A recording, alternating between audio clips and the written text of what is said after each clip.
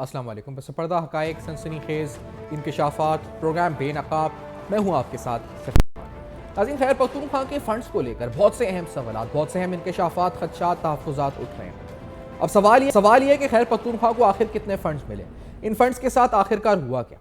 वज़ीर-ए-आज़म शहबाज शरीफ साहब जो सिक्योरिटी के फ़ंड दिए उसका अलग सवाल उठा रहे हैं, लेकिन कल उन्होंने एक दो दिन कबल फ़ंड्स के बारे में मज़ीद कुछ बातें भी की। उन्होंने बताया कि किस तरह से खैबर पख्तूनख्वा को NFC अवार्ड से फ़ंड्स मिलते रहे, और उन्होंने तफसीलन सवाल उठाया कि आखिरकार ये सारा पैसा किधर गया। कि कुछ दिन कबल दिए गए बयान में उन्होंने क्या कहा था, लेट्स हियर दिस। मुझे बड़ा दुख हुआ कल बयान पढ़ के इमरान नियाजी का, जनाब के KP में फंड्स वहाँ पर नहीं मिल रहे। उनके पास कितना बड़ा उन्होंने दरोगोई से काम दिया। जो नेशनल फाइनेंस कमीशन का जो अवार्ड है 2010 का, उसमें सबसे टॉप आइटम जो है 1% जो कौमी आमदन का KP को जाएगा फॉर वॉर अगेंस्ट टेरर, और बाकी सूबों ने बड़ी खुशी से अपना हिस्सा डाला।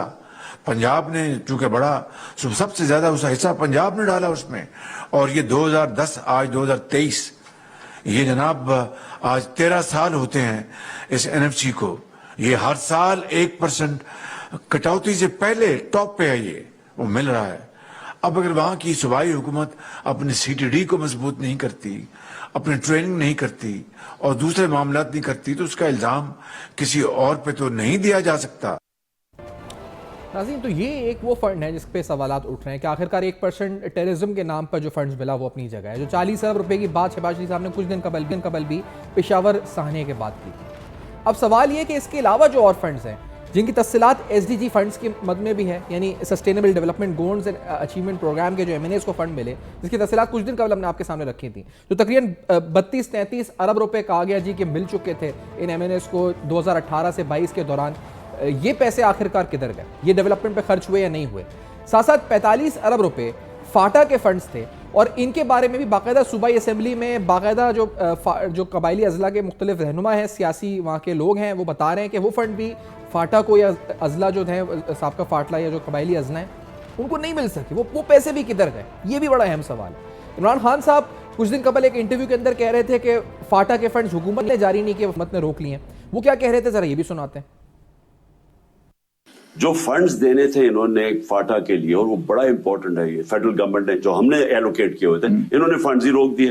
वो तो खैर इन्होंने जाके अब KP के वो चीफ मिनिस्टर वो आके उन्होंने बल्कि प्रेस कॉन्फ्रेंसेस कर रहे हैं कि फंड्स रोक दिए आपने फाटा के। अब फाटा के फंड्स रोकने का मतलब ये कि वो जो लोग हैं मर्ज जो मर्जर के खिलाफ हैं, वो और तालिबान भी TTP भी उनके खिलाफ है, तो ये तो एक पूरा वहां क्या आने वाला है।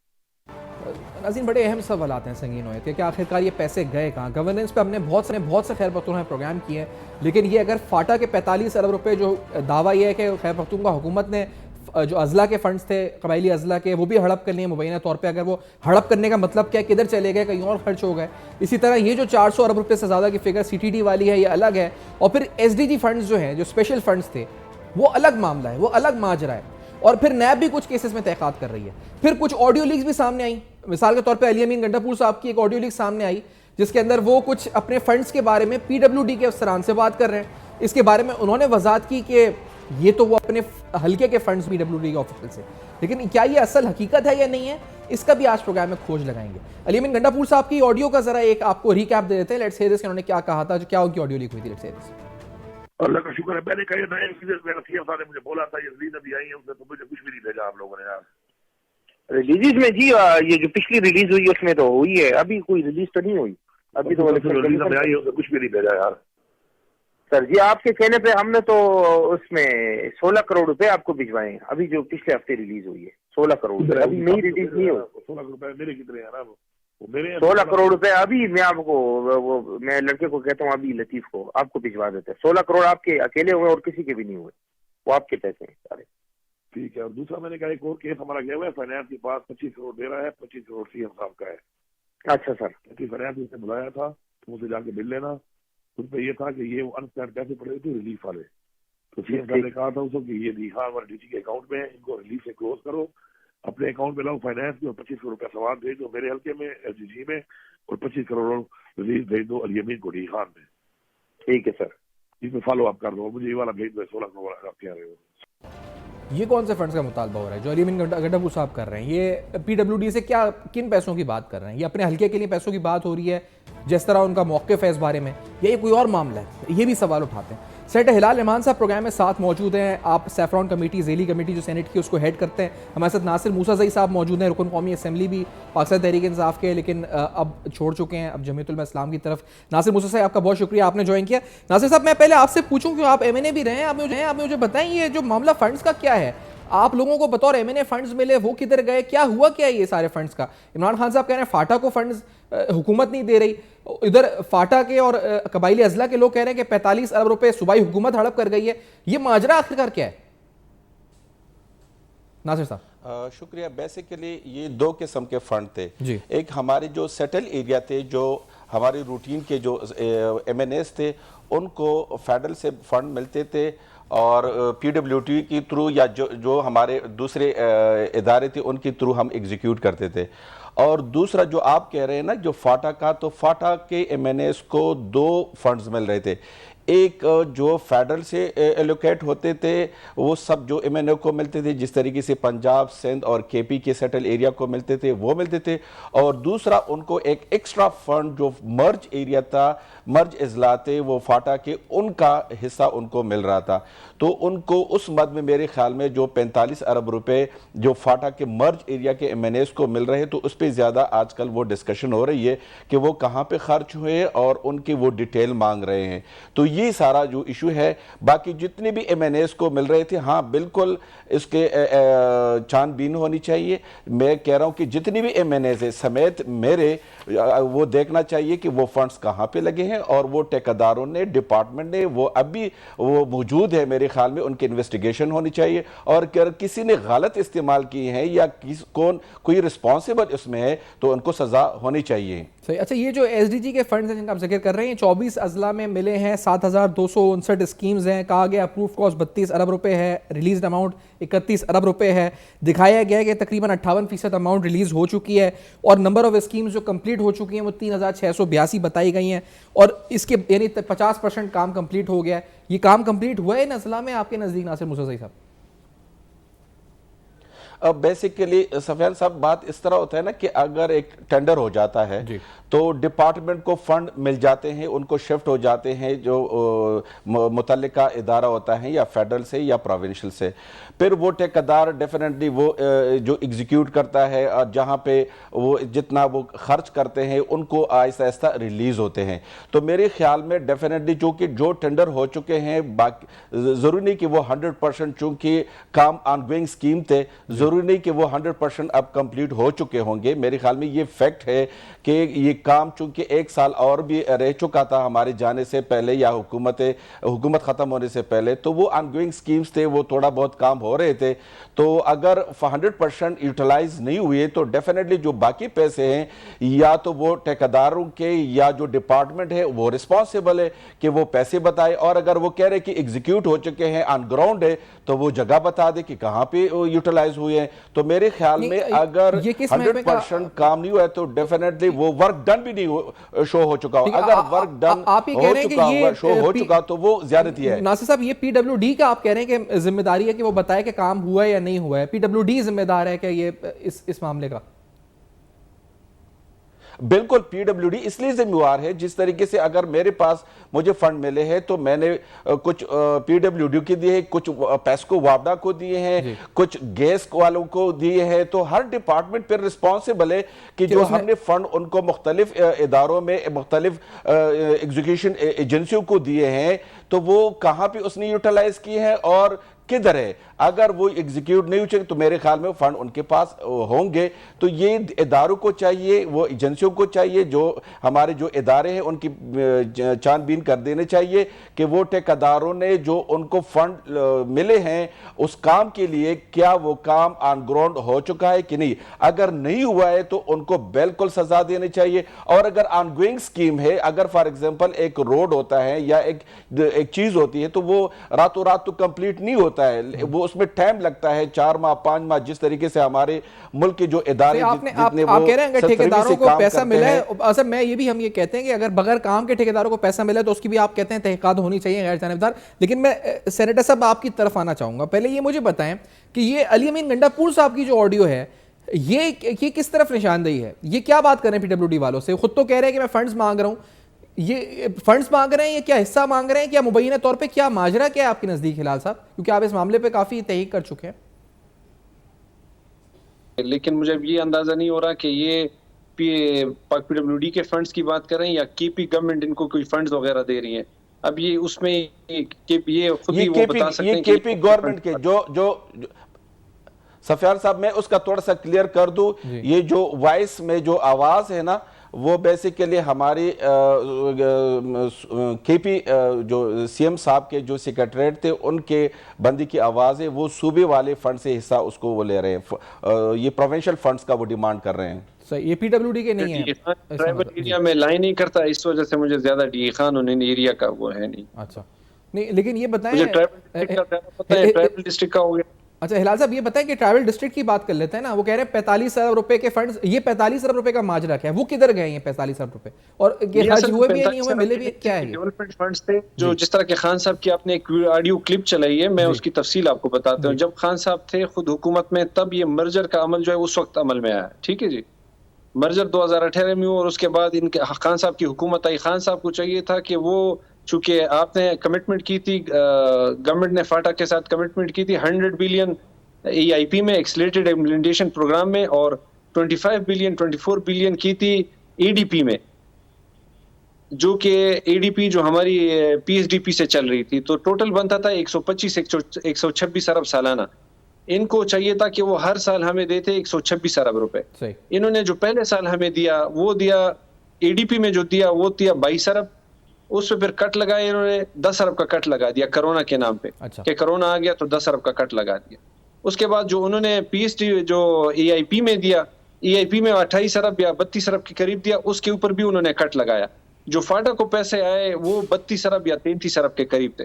मैं ओवरऑल आपको बता देता हूं कि खान साहब की हुकूमत में जो हमें, और अभी तक आखिर तक, ये आखिर 2022-23 तक जो हमारे पास पैसे आए हैं फाटा के पास डेवलपमेंट के लिए सिर्फ EIP में और ADP में, वो टोटल हमारे पास आए 136 अरब रुपए, दोनों में 136 अरब रुपए फाटा को मिले। लेकिन फाटा में इस वक्त जो हालत है, अगर आप उनकी डेवलपमेंट की हालत देखें तो बुरी हालत है। अब जब हमने थ्रू फॉर लाइबिलिटी चेक की तो KP गवर्नमेंट ने, चूंकि ये ज्यादातर हमें डील करती है फाइनेंस डिपार्टमेंट और इनकी PW पाक, ये इनका है एक डिपार्टमेंट जो डेवलपमेंट को डील करता है। जब थ्रू फॉर लाइबिलिटी चेक की तो थ्रू फॉर लाइबिलिटी थी हमारे ऊपर 400 बिलियन, 400 अरब हम मकरूज हो गए डेवलपमेंट में। इनने स्कीमें इतनी ज्यादा डाल दी, इनकी जो फ्लो थी फेडरल गवर्नमेंट से फंडिंग की वो इतनी ज्यादा कम थी कि कम फ्लो की वजह से अब वो जो स्कीमें जो कंप्लीट होनी थी 3 साल में या 2 साल में, अब वो स्कीम जाके कंप्लीट होगी 8 साल में। तो जो पीछे से ये स्कीम कर रहे हैं वो तो कंप्लीट ही नहीं होगी। अब थ्रू फॉर लाइबिलिटी 400 पे पहुंच गई और फेडरल गवर्नमेंट हमें फंड नहीं दे रही। लेकिन सबसे पहले जिम्मेदारी थी इनकी PTI गवर्नमेंट की कि वो अपने वादे पूरे करते। पहले साल 125 अरब देते, फिर 125 अरब देते, फिर 125 अरब देते। जो 3 साल इनकी गवर्नमेंट बनती थी वो बनती है 375 अरब। तो क्या इन्होंने हमें अपनी गवर्नमेंट में बैठे हुए 375 अरब दिए? 1 रुपए नहीं दिया इन्होंने। अच्छा, और अभी इल्जाम लगा रहे हैं कि वफाक, अभी ये जो इल्जाम लगा रहे हैं हिलाल साहब वो कि ये वफाकी हुकूमत मौजूदा ने जो है रोक लिए फंड्स, लेकिन आप ये कह रहे हैं कि 375 अरब रुपए इनकी हुकूमत ने रोक लिए थे आपके यानी कबायली अजला के। 375 अरब रुपए बनता है टोटल। अच्छा, ये बड़ी इंपॉर्टेंट बात है। आफ्टर दिस ब्रेक हम आते हैं, नाज़रीन सवाल मजीद उठाते हैं। 375 बिलियन रुपीस, तकरीबन 1.25 अरब रुपए जो खुद तहरीक इंसाफ की हुकूमत ने वादे के मुताबिक देने थे इन अजला को, वो नहीं दिए। लेकिन आज इल्ज़ाम वफाकी मौजूदा हुकूमत पे लग रहा है कि आप पैसे नहीं दे रहे हैं। खुद इमरान खान साहब की गवर्नमेंट ने ये कर रही थी। मजीद तफसीलात भी, मजीद हैरानकुन हक़ाइक़ इस ब्रेक के बाद मसला रहेगा।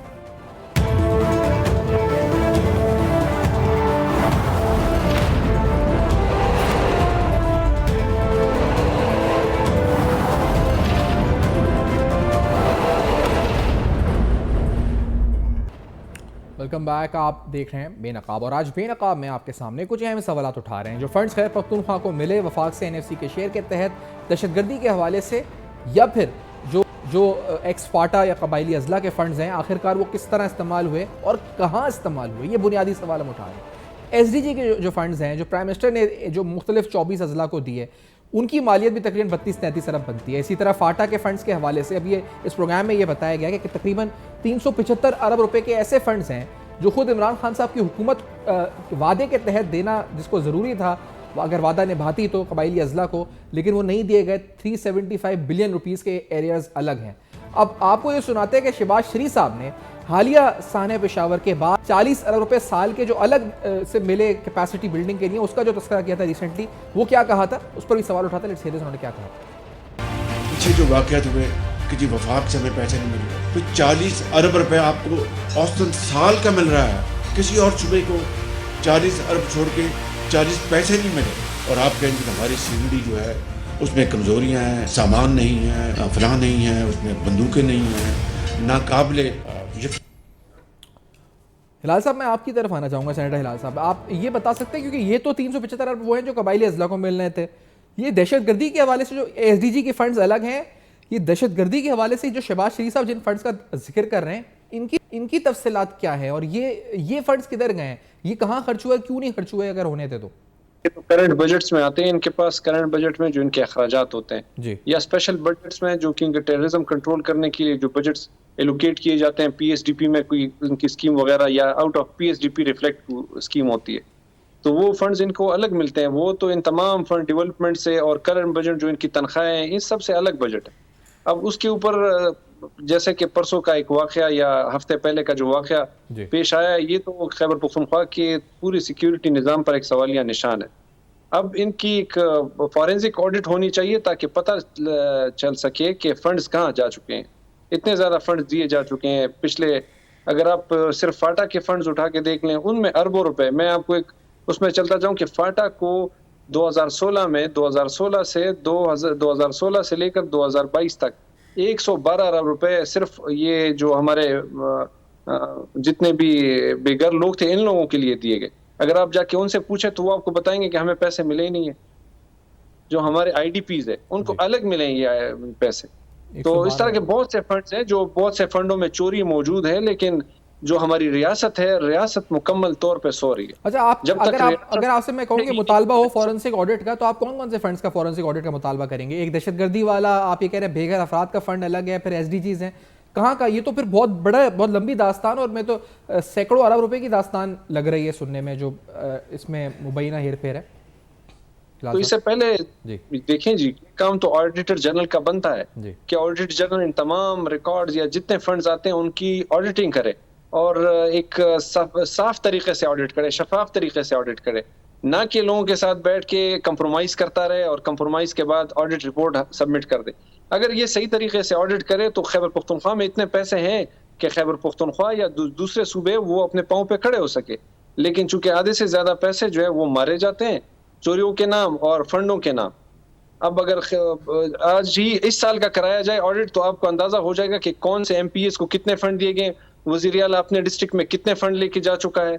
ये आपको अंदाजा हो जाएगा अगर आप उस डिस्ट्रिक्ट, वजीर आला के डिस्ट्रिक्ट को किसी भी दूसरे डिस्ट्रिक्ट के साथ एक जो नॉर्मल ऑडिट होता है लाल साहब, जो 44 अरब रुपए की बेज़ाब्तगियां खैर पख्तूनख्वा के मुख्तलिफ महकमों में साबका AGP की रिपोर्ट में आई हैं, आप स्पेसिफिकली किस महकमे के ऑडिट की बात कर रहे हैं? क्योंकि ये जो आप कह रहे हैं कि जैसे ये दहशतगर्दी वाले फंड्स हैं, ये करंट एक्सपेंडिचर्स में शो हो रहे हैं, तो वो SDG फंड्स अलग हैं, और आप किस महकमे की स्पेसिफिक बात कर रहे हैं? ये जो ऑडिट है ये नहीं, आप कोई और फॉरेंसिक ऑडिट की बात कर रहे हैं ना आप? तो लाल साहब, मैं फॉरेंसिक ऑडिट की बात पहले भी कर चुका हूं। जो फंड्स हमारे दिए गए थे फाटा के लिए, जो 136 अरब रुपए के फंड दिए गए ये अलग है, जो SDGs के फंड दिए ये अलग है। मैं तो बार बार उसके लिए फॉरेंसिक ऑडिट का कहता हूँ। जब भी इनको फॉरेंसिक ऑडिट के कहते हैं, या इनको जब KP गवर्नमेंट को हम कहते रहे कि हमें फाटा को एक अलग अकाउंट दिया जाए, ताकि हमें पता चले कि जब हमारे स्कीम के अगेंस्ट पेमेंट हो तो हमें पता चले कि कितनी पेमेंट किस स्कीम के अगेंस्ट जा चुकी है। आज तक ये इस बात पे राजी नहीं थे और अब इसके बाद भी राजी नहीं है कि वो फाटा को अलग अकाउंट दे, सेपरेट अकाउंट 1 दे। अगर ये इस बात पे राजी हो जाते तो अब तक ये चोरियों का पता भी चल जाता, हमें अंदाजा होता कि किस स्कीम के अगेंस्ट किसको ज्यादा पैसे दिए गए। अब KP ने जो हमारे जो बिग 6 जो इनके डिस्ट्रिक्ट्स है जिसमें स्वात, सवाबी, मर्दान, चारसद्दा, इन तमाम डिस्ट्रिक्ट्स को फाटा के आधे से ज्यादा पैसे जो है फाटा को दिए गए। अब फाटा के स्कीम, जितने भी फाटा के स्कीम है वो उसमें पड़े हुए हैं कि उनके लिए पैसे ही नहीं है कि वो कंप्लीट हो सके। है पैसे फाटा के, लेकिन वो पैसे इन्हें ट्रांसफर कर दिए दूसरे डिस्ट्रिक्ट को, जो इनके बिग 6 डिस्ट्रिक्ट है, जिस तरह स्वात हो गया, सवाबी हो गया। सही। अच्छा, और नासिर साहब आप मुतालबा करेंगे कि इनका फॉरेंसिक ऑर्डर होना चाहिए, स्पेशली जैसे वज़ीर-ए-आज़म साहब कह रहे हैं कि दहशतगर्दी के 40 अरब फंड दिए गए। अभी हिलाल साहब जो बता रहे हैं ये बड़ी संगीन वारदात है कि 375 अरब रुपए के तो एरियर्स हैं जो लाइबिलिटीज बन चुकी हैं, और फिर जो दिए गए हैं वो कह रहे हैं वो भी हमें नहीं पता किधर खर्च हुए हैं। तो ये तो पूरा एक केस है नैप का, it amounts to hundreds of billion rupees. Nasir साहब सफियान साहब, बिल्कुल मैं भी मुतालिबा करता हूँ कि उनकी ऑडिट होनी चाहिए, उनके फराज़ की ऑडिट होनी चाहिए, तहकीकात होनी चाहिए और इदारों से पूछना चाहिए। इसमें ज़्यादातर जो रिस्पॉन्सिबल लोग हैं वो इदारों के हैं।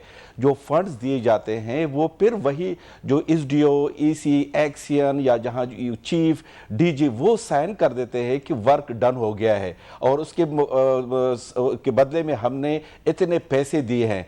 अगर कहीं पर वर्क नहीं होता है तो मेरे ख्याल में ये सिंपल फार्मूला होनी चाहिए कि 1-2 को कर ले, जहाँ पे इदारों ने सारे मुत्तफिक है कि हमने कर दिया है, कंप्लीट किए हैं। और अगर वो कंप्लीट नहीं है तो अगर एक इदारे में से 1-2 बंदों को हम पकड़े जो रिस्पॉन्सिबल होते हैं, जिनके साइन पे पैसे दिए जाते हैं, तो मेरे ख्याल में अगर उन 1-2 बंदों को हम थोड़ा सा हैंग कर ले, उन थोड़ा सा सख्ती से पेश आए, तो फिर ये जितना भी हम रोज ये ड्रामा लगाते हैं कि इसने पैसे खाए, उसने खाए हैं, तो फिर ये नहीं होगा। जिस तरीके से ये हकीकत है कि फाटा के साथ जब जम हो रहा था तो इन लोगों को एक ख्वाब दिखाए थे कि जी आप लोगों को तरक्याती काम होंगे, आपके स्कूल, आपके हेल्थ फैसिलिटीज, आपकी जो दीगर सहूलियात आपको दिए जाएंगे, आपको एक खुशहाली और तरक्की की तरफ ले जाएंगे। लेकिन बदकिस्मती से जो भी हालात थे, या फंड कमी की वजह से या फंड मिलकर उस पर यूटिलाइज न होने की वजह से लोगों को वो फायदे या उनको वो समरात नहीं मिले हैं। तो फाटा में ये तो वो हुकूमत थी, आप खुद जिस जमात में रहे, ये तो शफाफियत और शफाफ चली और 90 दिन में करप्शन का खात्मा, मदीने की रियासत और पता नहीं कौन कौन से मुमालिक की मिसालें, इंसाफ का निज़ाम। तो ये कहानियां तो उधर सूबे की सुन रहे हैं हम और उस हुकूमत की सुन रहे हैं, और सुन के यकीन ही नहीं आता कि ये वाकई में यहाँ पे ये सब कुछ हो रहा था। बदकिस्मती से जो PTI का जो नारा था वो कह रहे थे कि हम तब्दीली लाएंगे, लेकिन बदकिस्मती से 9 साल PTI की खैबर पुख्तनख्वा में हुकूमत रही है, कोई तब्दीली नहीं है बल्कि बदहाली आई। खान साहब ये कह रहे थे कि हम इदारों को ठीक करेंगे। मेरे ख्याल में जो बचे कुछ हमारे पाकिस्तान के जो इदारे थे उनको भी तबाह कर दिया है। खान साहब कह रहे कुछ और करते हैं कुछ और। तो मेरे ख्याल में इन चीज़ों से हमें निकलना होगा, हमें हकीकत में कौम के लिए डिलीवर करना होगा, इदारों को अपने पांव पे खड़ा करना होगा।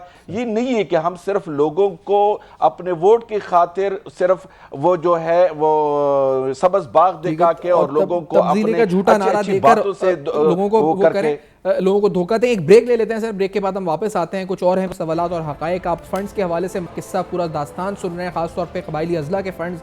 दावा इमरान खान साहब मौजूदा हुकूमत पे कर रहे हैं, लेकिन उनके अपने दौर में क्या क्या हुआ है, आज सब कुछ हो रहा है। बेनकाब हमारे साथ रहेगा।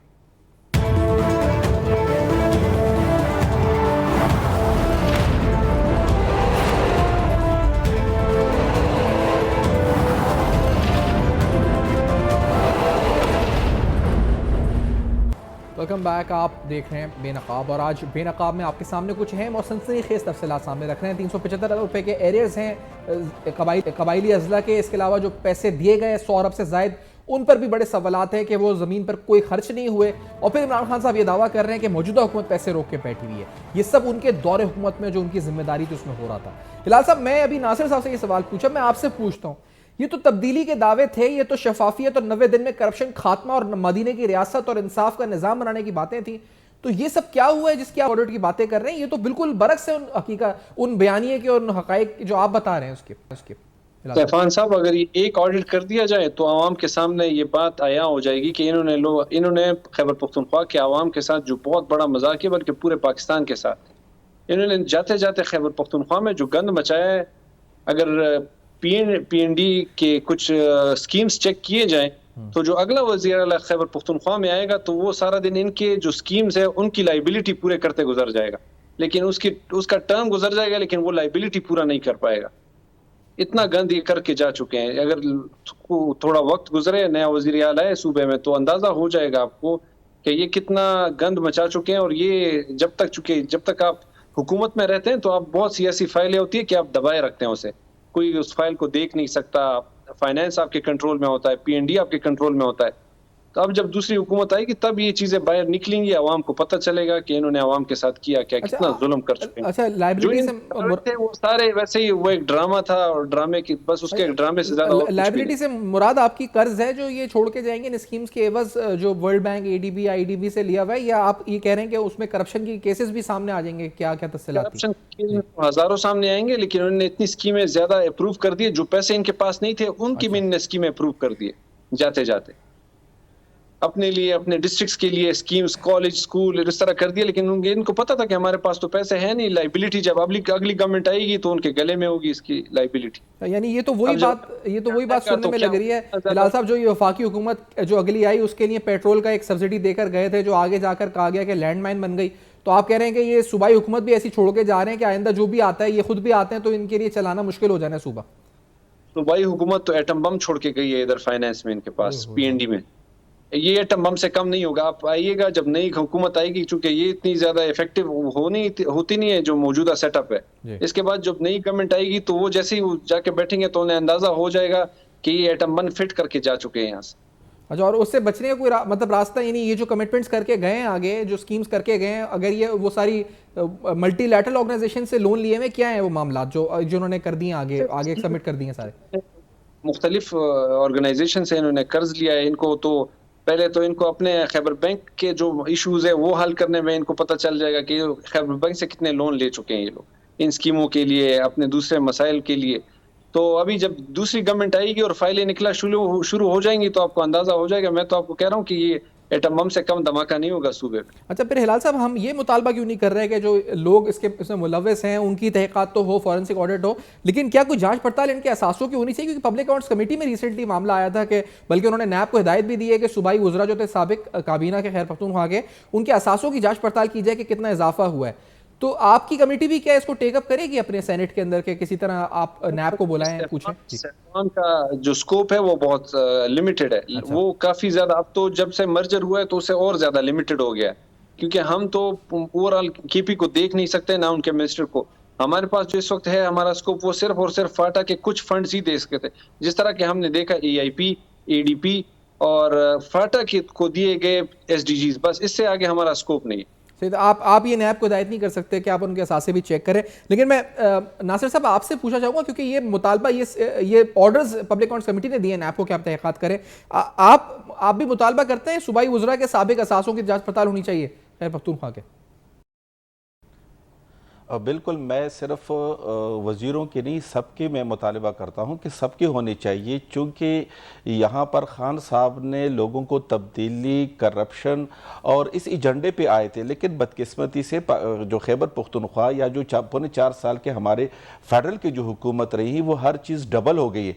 पहले जो हमारा सूबा मकरूज था 70 साल में, उससे कई गुना ज़्यादा, आज मेरे ख्याल में 300 अरब था पहले, अब 900 से 1000 अरब तक वो मकरूज हो गया। ये जो खान साहब का जो एक स्टाइल था कि वो जिस तरीके से पंजाब में वसीम अकरम प्लस बुज़दार को लाए थे, तो हमारे यहाँ जो महमूद खान थे वो इतना नालायक, नाअहल थे कि उसको मैं बुज़दार प्लस समझता था, क्योंकि उनको कोई समझ नहीं आ रहा है। लोग उनसे तवक्को कह रहे थे कि ये कोई तब्दीली के इनोवेशन करेंगे, कोई तब्दीली लाएंगे, कोई नए टेक्निक्स के थ्रू पाकिस्तान को, इस सूबे को खड़ा करेंगे। लेकिन बदकिस्मती से 9 साल में जो उनकी कारकर्दगी रही है, आप आए तो मेरे ख्याल में आपको पुराना पाकिस्तान याद आ जाएगा।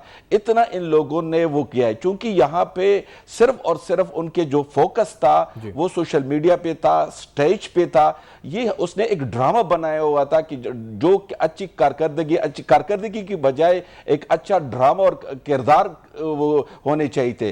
तो मेरे ख्याल में उनने डिलीवर कुछ नहीं किया। किया है, अलबत्ता खैबर पुख्तनख्वा के 9 साल अवाम के और पाकिस्तान के 3.25 साल उसने ज़ाय किए हैं। आप देख ले कि खान साहब ने कोई इदारा अपने पाँव पे खड़ा नहीं किया, ना ही कोई ऐसा प्रोजेक्ट शुरू किया कि जिससे हम ये कहे कि जी इस सेक्टर में पाकिस्तान इस प्रोजेक्ट को कंप्लीट से अपने पाँव पे या माली तौर पर या किसी और थ्रू से हम अपने पाँव पे खड़ा हो गए। तो ना खैबर पुख्तनख्वा में कोई सच कोई प्रोजेक्ट शुरू हुआ है, ना यहाँ पे हुआ है। ये डेमो की बात कर रहे थे, तो आज हम एनर्जी क्राइसिस में है, हम माशी क्राइसिस में है, हम करप्शन के क्राइसिस में है, हम सिर्फ क्राइसिस ही उन